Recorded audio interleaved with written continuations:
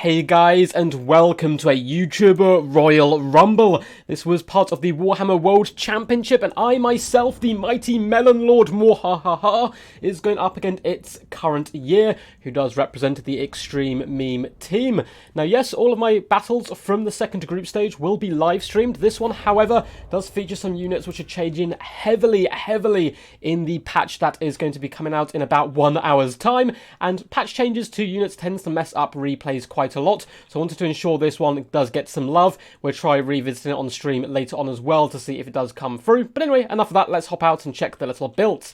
So we are the Wood Elves up against the mighty forces of Bretonnia. Historically a horrendous matchup for the Wood Elves, though it has got significantly better. It's still certainly quite bad for them, so I was very nervous going into this one, and all of my games up against the mighty opponent here were like stupidly close, so it's currently a very potent and deadly opponent. But for our build, we've gone for a little bit of a doom box. We have the Winterheart Guard leading the front line, as well as a ton of units of Eternal Guard in a nice little mobile box formation with the Wardens at the back. The Wardens absolutely pivotal in this matchup. Not only do they do fantastic damage, they are armor sundering and anti-large, super useful for taking down those knights and other units to perform far better against them as well because of the aid of the sundering, a tactic I've used quite a lot. We have a nice little hero core as well, 3 characters all round in the central portion. Probably the smallest but maybe the most pivotal of all my characters is going to be the Glade Captain. Glade Captain coming with the Horn of Isha for extra melee attack and reload skill, as well as Dance of Loek for extra melee defense, buffing my lovely little doom blocks, including my heroes. So all of a sudden Orion punches even harder. She also has a nice little damage output on her longbow there. We have Ariel, of course. Ariel is going to be getting nerfed quite heavily. She is unbreakable at the moment in this current patch, but she will soon not be unbreakable whatsoever and a little bit harder to knock over. She still looks magnificent. However, coming in with Berry Wine, as well as the Acorn of the Oak of Ages, we have Soul Stealer, Tempest, Apotheosis, and Shield of Thorns, so a pretty huge toolkit all round, but the extra funds to throw in Shield of Thorns, which can work, of course, in little Doom builds. We have Orion, the King of the Woods, going up against King Leon Kerr for the Battle of the Kinghood.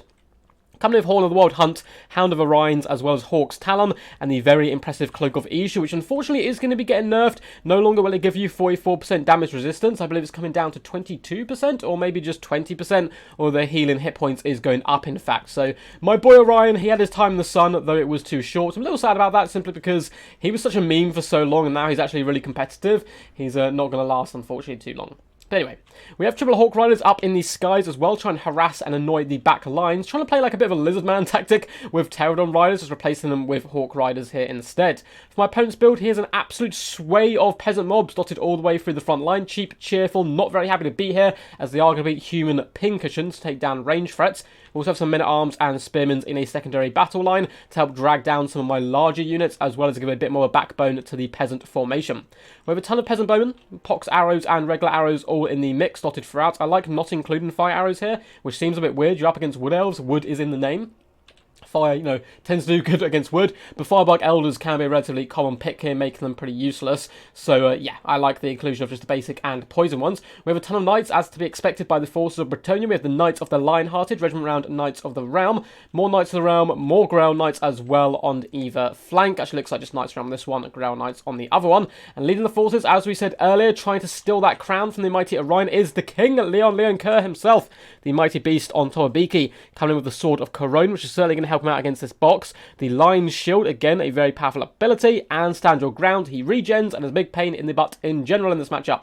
We have a Damsel of Life down here on the low ground. Awakening Wood, Earthblood, and Regrowth are her poisons of choice. So here we go, guys. The battle is underway, and we're going to be trying to take the high ground on this hill as quickly as possible. The Hawk Riders desperately trying to get some poke down on the Peasant Bowmen, and at this moment in the battle, I'm not feeling too good as I hop in here and see the amount of peasant bowmen that there are dotted all the way around, plus the king up in the sky. It's going to be very hard to get my Hawk Riders in to the correct positions, and that, of course, is going to be shutting down all those bowmen where possible, because Orion is good against literally everything in my opponent's army except those archers, coming with a mighty 30 armor. That's right, this demigod has simply 30 armor, meaning he's a massive pincushion for the bowfire. Of course, the damage resistance of the Cloak of Isha does help and so forth, but that's only when he gets below a certain amount of HP.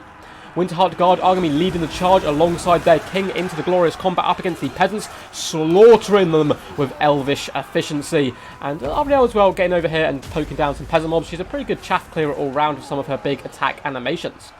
Hawk Riders try to float down on this right-hand side to get into the back line, but we're in a rather bunched-up formation, meaning the arrows, basically it's harder for them to miss than it is to hit some of these flying pigeons. We come for a nice little dart attack down here, dragging the king away, hopefully, but instead we get some Knights of the Realm, and our poor little Ariel is getting sniped, as she has overextended at this point, because we were micro-inside Elves, and this is a hugely important part of our battle.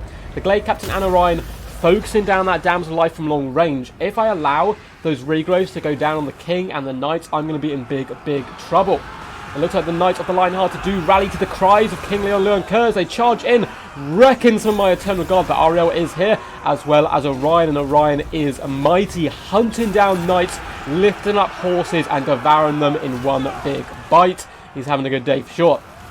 Wardens, as well as Eternal Guard, rush into the aid of this gigantic blob fight, which is kind of what my opponent wants, because it is allowing all his archers just to unleash hell upon us as much as possible. So we're going to be trying to distract them with some of the abilities like the Hounds of Orion. All the while, the Glade Captain has been shooting in, doing really nice damage to the Damsel of Life, nearly breaking off the field, but a perfectly timed Ground Knight charge in the back is going to disrupt my entire build. However, we have a nice little counter for that, and that is called Soul Stealer. A big Soul Stealer comes down, catching all the Knights of the Realm, all of these Ground Knights, and in come the Hawk Riders as well, swooping in to assist. These guys have really lovely AP, flapping those mighty wings, poking the eyes from the horses and knights alike. And honestly, I'd rather fight a fully grown knight on a horse than a gigantic eagle. These things are absolutely horrendous, terrifying beasts. And yeah, these are knights not having a good time whatsoever. It looks like they are getting a regrowth on some of the Knights of the Realm here. Glade Captain not doing too bad, once again standing amongst the dead and dying. Just focus firing down that Damsel of Life. It looks like some Spearman arms are blocking the shots for now, but we're going to continue to harass where possible, as more Hawk Riders do dive down to try and shut down the Peasant Bowman line. Having my opponent doing a really good job protecting himself, doing a lovely little bit of crossfire here, which again isn't too terrible for me. If my opponent is shooting Hawk Riders, yes, he's getting good value, but he's not shooting Orion, and that's the main thing I want, is Orion to not be shot. More Hawk Riders are just guiding King Leon into the woods, where we hopefully can dive between the trees and try to escape where possible. Some Eternal Guard are getting knocked around and rallying in the distance, attempting to come back. Glade Captain has done her job of forcing off the Damsel of Life, but I have nothing to chase her at the moment. Hawk Riders are committed to harassing the Peasant Bowman. It looks like a Hawk's Talon is going to come down, but once again, well dodged by my opponent. He was doing this all day, spotting those big effects that I do drop, and making sure he gets out of the way as quickly as possible. Glade Captain is surrounding, realising how important she still is to my build. I'm going to be charging with Orion to clatter some of these horses, and each swing of his mighty spear, there will be many a dead knight. Not too many left to tell the tale either.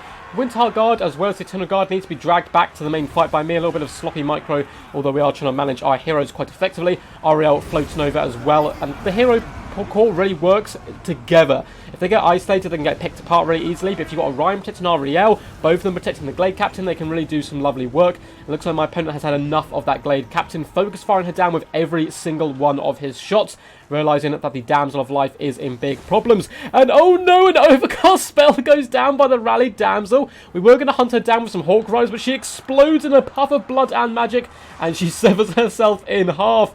Not a good day for her, but I think she was pretty much dead anyway, with 8 Hawk Riders on the approach. Another big fat Soul Stealer is going to be going down, catching a bucket ton of knights, 3 units in fact, as well as a load of men-at-arms who are all getting terrified away by the mighty duo of Ariel and Orion, the power couple for sure.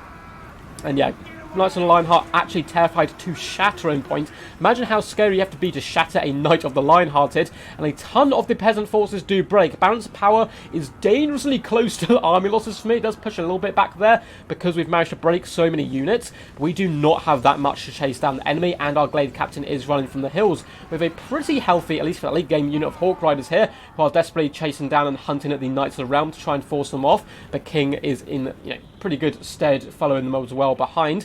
And Ariel is desperately trying to chase off as many units as possible, focusing down the peasants who have arrows, because the basic peasants who run out of ammunition, peasant mobs, I don't care about them whatsoever. Orion can easily tank them. Orion, again, not doing too bad, terrifying away some peasant mobs, hunting down Knights of the Realm and darting around the battlefield where possible. But one big problem I have at the moment is the King has absolutely full health. He does give up his pursuit of the Hawk Riders, which is quite nice for me. I understand he is needed back here to try and rally the good folk of Bretonnia back to his cause, but it is going to mean I get to finish off these Knights of the Realm and have a nice healthy unit of Hawk Riders. Well, they're pretty beat up, but at least decent models to come back in the late game and try and support and chase down running away troops. Some of the very brave Knights Realm come charging into Ariel before deciding, you know what, we don't really want to mess with her. She's a gigantic demi-goddess, or goddess, I believe, actually. So more Grail Knights are going to take up the cause, but getting terrified away at every opportunity. Orion is just trying to get as close to his lady as physically possible, knowing that the king is on the prowl. We drop a Tempest on him, although Lion's Shield is going to negate a lot of the damage dealt there. And Ariel and Orion tag team it up. We pop Berry Wine down on Orion, despite the fact he does have Cloak of Isha. The king is one of those characters who can hit him so hard, he breaks through that healing and can shut him down very quickly. And I certainly don't want Orion losing this battlefield at the moment. I need him standing firm, and he's smashing Beaky. Despite the fact Sword of Crone is down, Orion cares not for the petty items and trinkets of mankind. Instead, he's throwing gigantic spears up the rear of Beaky as he desperately tries to run away there. Nice rallying, though, is going on by my opponent as peasant archers do start to form a lovely little surround on my troops. So our Eternal Guard are desperately trying to push through. It looks like the Wardens are here as well. Not unbreakable, but incredibly loyal. Despite taking horrific damage, still fighting on with 9 men left. Doing a really good job getting into his peasant bowmen and trying to force them back. And on the sunset, here come the Hawk Riders, 5 majestic beasts. The eagles are coming and they're here to hunt peasants. Orion, Horn of the Wild Hunt, popped once more, is now going to charge into the king with the assistance of the 5 Hawk Riders, who are going to hit pretty hard with the Horn of the Wild Hunt active. They already have decent attacks on the charge and OK AP. The king, desperately trying to escape, is slowly getting nipped in the rear as Orion comes in. Unfortunately, the Hawk Riders take one big hit, and it looks like they're terrified and just break from the field. I don't blame them, though. Eternal Guard are rallying to Orion, and the king flees once more. A coward's king. The real king here is the king of the woods, I scream, as things still look pretty bleak, because peasant bowmen are raining shots down from all angles. In the distance, our Glade Captain did rally, and alongside some of the Winterheart Guard are going to force off a ton more Bretonnian forces, which is good news for me. And Orion, still nowhere near his healing cap, and the Cloak of Isha hasn't really had to become too active yet, is once again going to slap the king, who decides to trot away as quickly as possible, not wanting to mess with the man, the myth, the legend. The Wardens, as well as the Eternal Guard, are mopping up the remainder of the peasant bowmen. Alario is going to completely ignore these peasant bowmen in just a second and try to float over to the ones which do have ammunition. Balance power has been brought even once more, and once again, the Hawk Riders return to the field, slamming into the flank of the king. Stand your ground is active to ensure he doesn't take too much damage, and with one big swipe from Beaky, proving who's the master of the skies, it looks like we're going to get an apotheosis off on Orion, and the Wardens are here. The great news about that is they will be applying a debuff to the mighty king here. Minus 30 armor, making him slightly weaker. Orion's here, Ariel's here, and one last strike of the spear breaks the heart of the Bretonnian people, and they decide to flee the field. What an insane game. And I'm not joking when I say this wasn't even the closest battle I had, probably up against its current year, but also in the group stages. My group stages have been wild so far.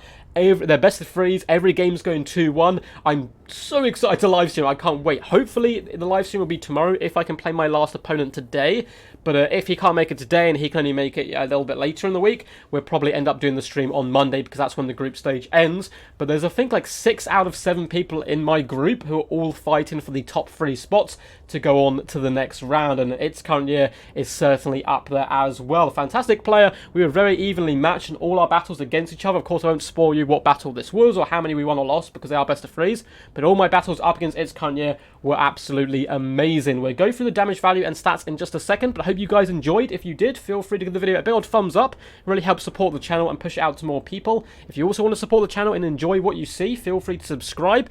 It's allows you to know when I do drop replays and so forth, or live streams. YouTube just once again helps give you guys a little nod to what I'm doing here on the channel. You can also join the Discord down below, where you can indeed submit replays to the channel, get involved in the tournament scene and all that good stuff, as well as just chill out with a load of cool people and see a lot of pictures of ducks, because there is a duck bot on my Discord, and you'll see, yeah, basically go to my Discord, type !quack, you will see the madness unfold. There's also links down below to Patreon, where you can support my channel, as well as Nexus. If you want to pre-order Total War Warhammer 3, buy any of the Total War Warhammer games, you buy them via that link, and I get a little bit of the funds as well, and it's all approved by CA, which is pretty cool stuff by them for sure. Anyway, back to the amazing battle. its current year. My god, he stretched my micro to the max with our disgusting little blob build. We'll also get to Ariel and Orion in a minute, because I think if the patch had been updated before this game, I probably would have lost it. King Leon Learn Kerr coming in with 2,000 damage value. I think need to be slightly more aggressive in the mid stages of the battle, because he had that regeneration and potential for so much more health than he ended up using. But still, very lovely play by him. Good job keeping the Hawk Riders away from the Peasant Bowman, which I suppose was his win condition. Damsel of Life unfortunately simply just got sniped out, and the Overcast exploding herself in half in a big old blue puff of smoke was absolutely hilarious. I didn't notice it through the battle, so my Hawk Riders kind of just stood there looking at each other for a little while, confused on what was happening. I think she was dead anyway, but at least, you know, it kind of went out with a bit of a bang. Peasant mobs were simply there to die, as well as the Spindler arms and pole arms, but they did a good job at holding me back while the peasants just rained in so much pressure. 925 damage value here, 847, 950, 1000, 1500, 1100. Huge damage stats coming out from a relatively cheap and cheerful unit, raining fire down from afar, decimating my ranks, and a beautiful job protecting them as well, particularly in the late game where he managed to split them up and continue to keep the pressure up. Knights of the Realm. Knights across the board, in fairness, did rather well. Nearly 1,000 damage value on this one, exactly 1,000 damage on the second. The Knights of the Lionhearted performing a little bit more kind of poorer, I suppose. They kind of got stuck in there with the king early on to help protect him against the Might of Orion, but then his wrath turned upon them, plus some Soul Stealers. These guys got beaten down relatively quickly, despite that still getting 970 damage value, which is no joke. The last unit performing admirably as well. 1,141 damage value, nearly 4,000 damage dealt. So how do we win? All the archers seem to get incredible value. All the knights got incredible value. The king performed absolutely amazing. How on earth did we succeed here where so many others have failed? It certainly wasn't with our Hawk Riders. 160, 300, and 286 damage value. These guys performed incredibly poorly, mainly due to my opponent's build. I think it was a little bit of a trial by me to see how the Hawk Riders could perform here, hoping to put pressure on the Peasant Bowmen, and they did do their job at least, hunting down the peasants in the late game, helping assist to take down the king as well, trying to break his morale, and also just annoy the king, distract him, annoy the Peasant Bowmen, stop everyone shooting Orion. So despite their low damage value, they still, you know, helped out in the battle. The Wardens were absolutely fantastic. I'm a massive champion for these people, I suppose, in the multiplayer scene. 931 damage value is pretty impressive in its own right, but it's that armor sundering which drags down the armor of the knights, allows the Eternal Guard to also perform much better. The Winterheart Guard getting 119 kills, very impressive stuff, although most of them were lowly peasants, so only 569 damage value. And across the board, the Eternal Guard didn't perform particularly amazing. What won this game for us was, of course, the Hero Blob, and this Hero Blob is changing. So the Glade Captain, 90 kills, 1,422 damage value, certainly couldn't have won the battle without her, improving the stats of everyone around her, but more importantly, her bow is... People see Waste Stalks and they're like, okay, this guy's going to snipe my characters. They see a Glade Captain, they're like, it's fine. They're going to be a bit annoying in combat. They give a lovely nice anti-large and so forth. We don't have to worry about them too much. And they just sit there and they will snipe your characters. They have really lovely damage output on their longbow. Very underrated. They are staying the same as well. The two people who are changing are Ariel, of course. Nearly 20,000 damage dealt. 217 kills. Absolute chaff clearer. 2,540 damage value. Shredding a lot of the knights. Now, she still is incredibly powerful. I do want to point that out. The patch isn't nerfing her too much. Her leadership is still going to be a rocking 80, I believe. But she is no longer unbreakable and almost certainly would have broken at some point during this battle, meaning that I would have pretty much lost, because I certainly needed her in the end to chase down the peasants and allow Orion to carry where possible. Speaking of the man, the myth, the legend, carrying the squad today with almost 4,000 damage value, 15,000 damage dealt, and 156 kills, skewering the king pretty much single-handedly, and was a big beast throughout. Now, Cloak of Isha is getting nerfed, but I don't believe we actually even used Cloak of Isha in this battle, so Orion is still going to be, hopefully, fingers crossed. I haven't tried anything out yet, but hopefully he's still going to be very competitive, because he was a meme for so long and he's such a badass character. I wish he's still competitive, and I think the Cloak of Isha is a little overtuned at the moment anyway, so dropping the damage resistance by half. It is quite a lot, but I think it's still going to be a very powerful item all round. And yeah, he's still a bit of a tank. And as we saw here, he doesn't need that cloak anyway, especially when dealing with just manlins. So I hope you guys enjoyed. Of course, we will be streaming the rest of the group stages in the future, either Friday or Monday, fingers crossed. Just want to get this one out the way because it featured these units who may get changed and the replays kind of get messed up when the patch does hit. Hope you guys are enjoying Rakarth. I'll have a video of him out later today doing some unit testing on his mighty dragon. And until next time, peace, peace. And as always, stay awesome.